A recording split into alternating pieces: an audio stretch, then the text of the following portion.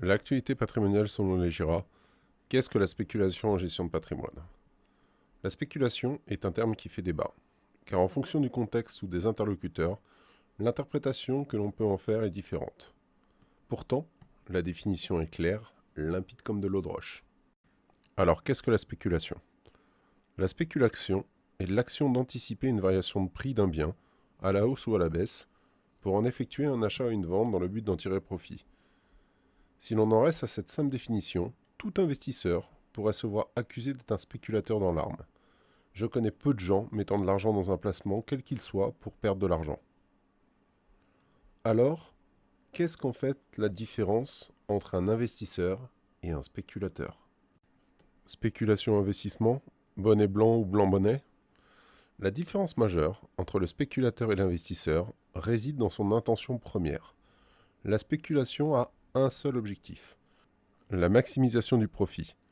Il existe des éléments permettant de le distinguer. Voici un tableau reprenant les principaux objectifs de comparaison. Entre la durée de placement, le niveau de risque, le processus de choix, facteurs de limitation du risque et résultats attendus. Vous pourrez le retrouver sur notre site internet. À la lecture rapide du tableau, on s'aperçoit très vite que nous sommes sur deux profils très différents. D'un côté, une stratégie agressive pour le spéculateur de recherche de performance rapide, quelle qu'en soit la manière. La spéculation s'affranchit bien souvent des critères moraux en occultant les effets induits. De l'autre côté, l'investisseur a une volonté de répondre à un besoin patrimonial par le biais de solutions de placement long terme. La notion de pérennité de la solution prend donc tout son sens. Mais la question que l'on peut légitimement se poser est de savoir si nous avons tous et toutes quelque chose d'un spéculateur en nous. Petite remarque. Je tenais à vous faire partager une anecdote d'un ami banquier tournant en dérision la volonté farouche du spéculateur de gagner de l'argent selon une simple intuition. À la question « Savez-vous ce qu'un investissement long terme ?» Vous pouvez chercher longtemps. En fait, il s'agit juste d'un investissement court terme qui a foiré. Merci Vincent pour cette réflexion riche en enseignements. À qui s'adresse la spéculation alors? Eh bien, intrinsèquement, la spéculation est un concept séduisant.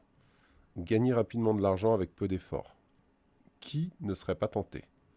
Si en plus, on vous fait miroiter un risque quasi inexistant de la part de l'investissement, nous sommes sur une véritable recette miracle. Je pense que pour le coup, vous signerez tout de suite pour ce type de solution. Cela vous fait peut-être penser à des publicités que vous avez vues sur Internet. Un marché est initié si vous ne voulez pas être le dindon de la farce. Pour tirer profit d'un écart important entre la valeur d'achat d'un bien et sa valeur de vente, cela nécessite de la compétence. Tout d'abord, vous devez avoir de l'accès à l'information privilégiée. Si vous comptez gagner de l'argent en bourse en spéculant uniquement sur les informations fournies par les brokers ou traders sur des plateformes, vous serez très rapidement déçu. Une information n'a de la valeur que si elle est connue ou décryptée d'un petit nombre de personnes. Ensuite, vous devez avoir une capacité d'analyse des messages faibles. Lorsqu'on s'intéresse à un marché, il faut savoir décoder la moindre information, même si elle semble insignifiante. Car souvent, les perspectives de gain se trouvent dans des messages ou des informations peu diffusées au grand public. Et surtout, fuyez les effets de mode. Quand on dit chez moi, une fois que l'on parle d'une bonne affaire au journal de 20 heures, c'est qu'il y a des acteurs qui souhaitent trouver des contreparties pour gagner de l'argent en se séparant de biens. Car sur un marché, pour qu'un vendeur puisse s'enrichir, il faut qu'il y ait un acheteur qui lui achète son bien à un bon prix. Et en plus dur, en gestion de patrimoine, est de vendre un bien, surtout si sa valeur monte. Je pense que vous vous souvenez encore de la dernière affaire en date, le Bitcoin. Un frein éthique important de la part de l'épargnant. De plus en plus d'épargnants sont sensibles au caractère environnemental ou socialement responsable que peut prendre leur placement. Au-delà de la perspective de gain, l'affect rentre de plus en plus en ligne de compte. Gagner de l'argent, oui, mais sûrement pas à n'importe quel prix. La spéculation est l'antithèse de cette mouvance, comme nous allons le voir. Car au final, on peut spéculer sur absolument tout, de la même manière que l'on peut parier sur tout et n'importe quoi. Si vous ne me croyez pas, demandez à nos amis anglais. Alors quels sont les moyens de spéculer? Contrairement aux apparences, la bourse n'a pas le monopole de la spéculation. Vous pouvez avoir tout d'abord de la spéculation immobilière. L'immobilier du fait que l'on peut acheter un bien à crédit, reste un investissement très prisé des particuliers.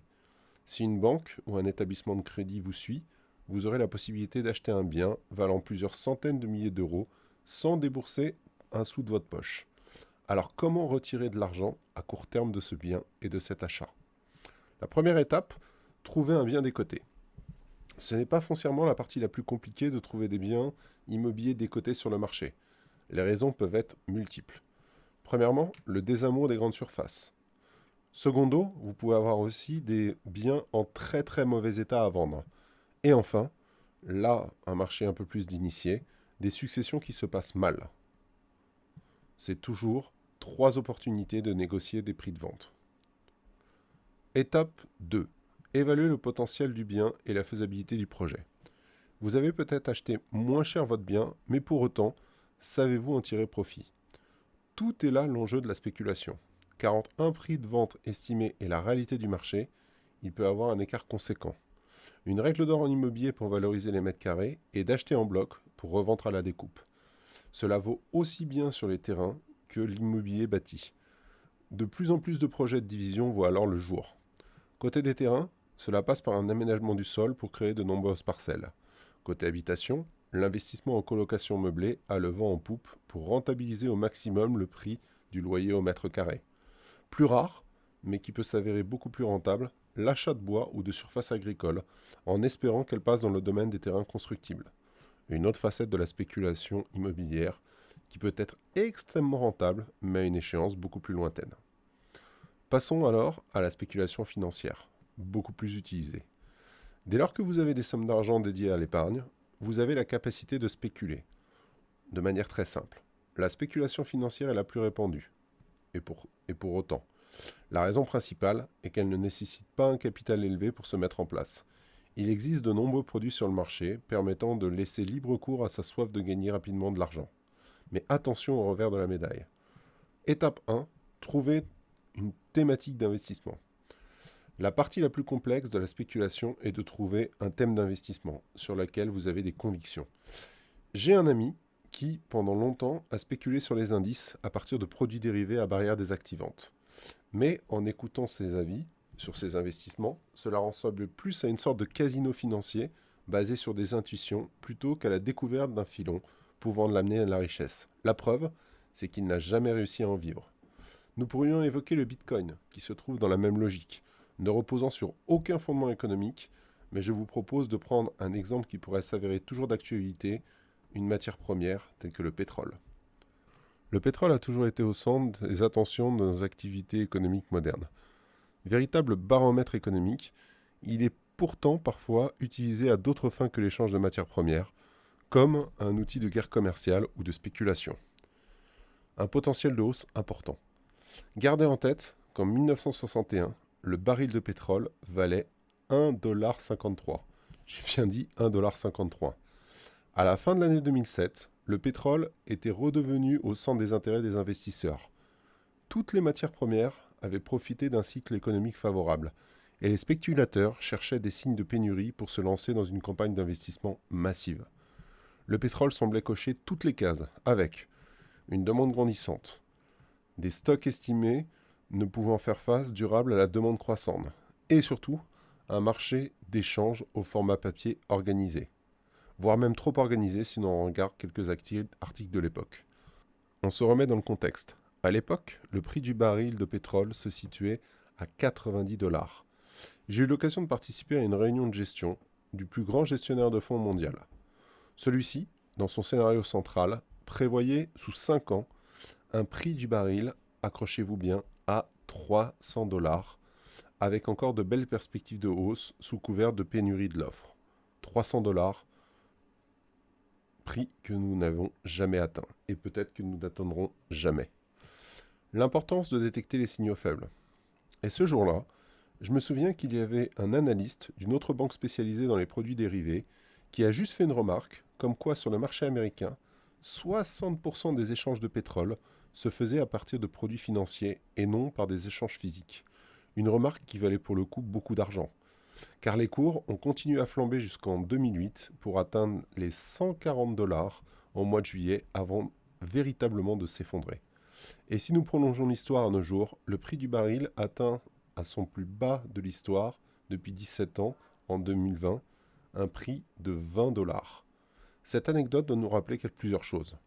Une réalité peut évoluer dans le temps, car la technologie, avec la découverte de nouveaux gisements exploitables, cumulée au développement du gaz de schiste, nous a démontré que le pétrole avait encore de beaux jours devant lui. Les signaux faibles doivent être un excellent indicateur d'investissement, même dans une démarche spéculative, si vous voulez être un investisseur heureux dans vos choix. Étape 2. Évaluer le risque financier réel. Lorsqu'on parle de spéculation, on pense tout de suite que l'on peut perdre la grande majorité de son argent, voire la totalité par ce biais. Eh bien, si vous êtes peu vigilant, il existe même des outils où vous pouvez prendre un risque supérieur aux sommes que vous avez investies. Mais comment est-ce possible? Tout bonnement par le biais de contrats et de produits dérivés. De plus en plus de plateformes de trading proposent des moyens simples et alternatifs d'investir, même en période de confinement. Tellement simple que savez-vous au final ce que vous achetez réellement? Pas du tout. Un des 10 préceptes de Warren Buffett est de toujours investir dans des choses qu'il comprend. Faites-vous confiance en faisant un avis par vous-même, même si vous écoutez des avis externes pouvant se fonder alors fort judicieux.